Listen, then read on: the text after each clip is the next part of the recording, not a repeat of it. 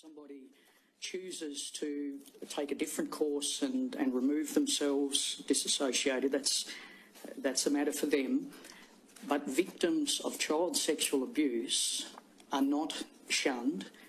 There's no evidence. Unless they disassociate, then they are. That's the point.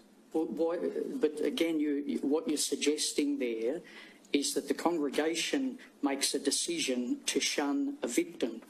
If a victim or a survivor makes that decision themselves, then they understand the implications. There's not a situation where someone has disassociated because they're a victim of child sexual abuse, but we just wanted to make that point again. I think the real issue is that for some people, the circumstances will be such that they just can't stay, and they will find it necessary for their own survival, effectively, to disassociate. But the consequence of that is they are shunned and lose all of their prior social structure. That's the issue. And you heard the evidence that some people gave about that issue. That's the problem. If I could, Your Honour, with respect... That doesn't happen in other parts of society, generally. Again, Your Honour, with respect, and I certainly don't want to be protesting a point... Say what you believe to be true. Thank you for that. The Commission has consistently, and we respect the right of the Commission to draw the conclusions and Council assisting, but the Commission has consistently failed to acknowledge that individuals who want to leave the organisation of Jehovah's Witnesses, no longer be an active member, can do that by conflating someone choosing to no longer be an active member and someone specifically disassociating themselves, saying, I just don't agree with the organisation anymore, I don't want to be a part of it, are two totally separate things. And again, with respect, we just make the point that was inherent in what I just put to you, but the consequence of dissociation, as we understand it, is that that person will be shunned, and that means they lose contact with family, friends and everyone else who remains inside the Jehovah's Witness organisation. Is that right? Again, Your Honour, the person... Your colleague is nodding. Is that right or not? Well, because you've said disassociated, Your Honour, but he or she can choose to be no longer an active member of the congregation. I understand that, but if they are so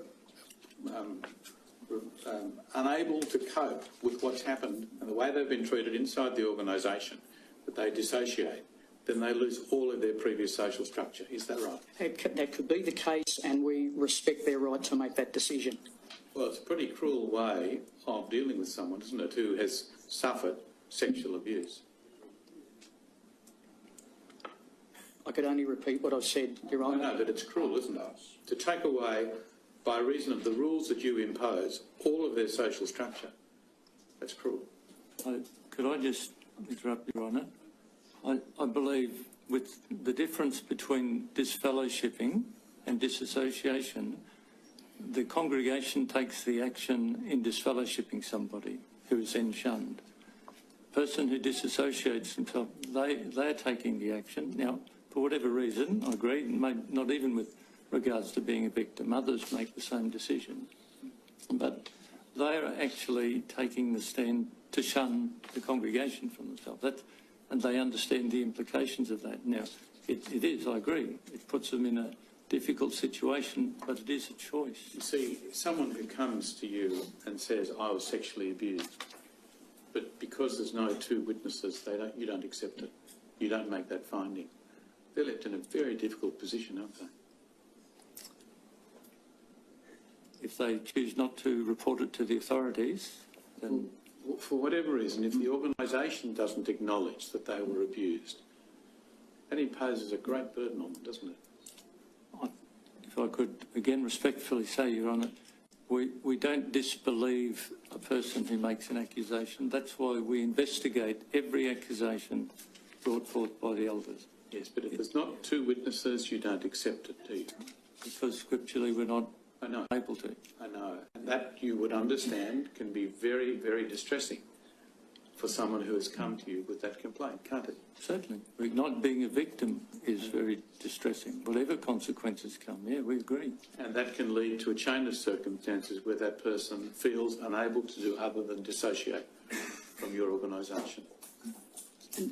Could I respectfully, Your Honour, say we don't want to be defensive and we acknowledge that disassociation or disfellowshipping certainly have implications.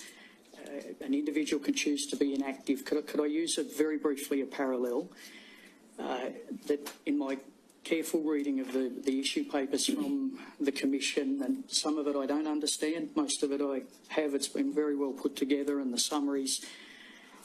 One reference said that only reporting is low across the community. One study that's not suggesting the Commission validated it, but it was just referenced. One study in this country suggested that only 10% of child abuse allegations, and I believe it was in New South Wales, but I'll be corrected on that, lead to a conviction, and only around half of those lead to a custodial sentence. I mention that simply to say that if on an occasion a victim of child abuse has felt that where Jehovah's Witnesses have taken a Bible-based stand, my heart also goes out to the thousands of victims who've come forward and asked for help.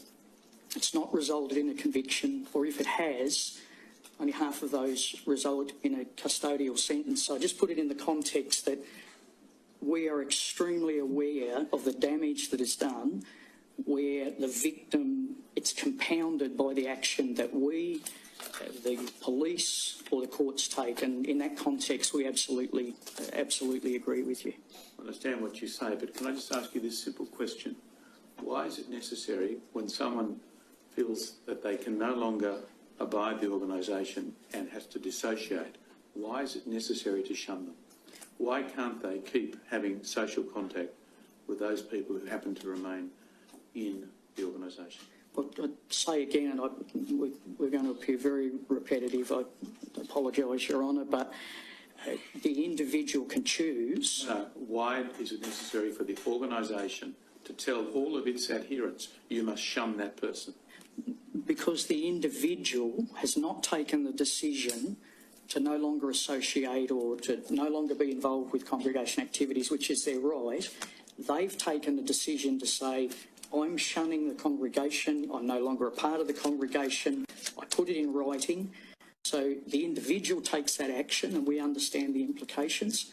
When someone is disfellowshipped, the congregation takes that action. So the individual does not need to put themselves in a position where they're shunned. They can walk away, they can go to another congregation. That's their personal choice. But we understand and agree with the point you're making, Your Honour. Well, you haven't answered the point, but we'll move on. Answer the question, Mr. Spence. You have not answered his honest question. His honest question is, why is it necessary to shun a person who disassociates? And before you answer, let me clarify one thing. The person who disassociates, both you and Mr. O'Brien have now said it, you said that they shun the organisation. They don't necessarily at all. They're talking about someone who just doesn't want to be part of it anymore. They still want to have their friends, their family, and everything else, their social network. So accept that kind of person, but it disassociates. Now, why is it necessary to have a policy that everyone else must now shun them? Again, that's a decision the person makes, because that individual... Thinks that is not the Mr. question. Stewart, I don't think we're going to get anywhere. I think we should... Well, the real answer to the question is because you say the Bible says so. That's the answer, isn't it? Yes, that's our understanding of the scriptural disfellowshipping and disassociation doctrine.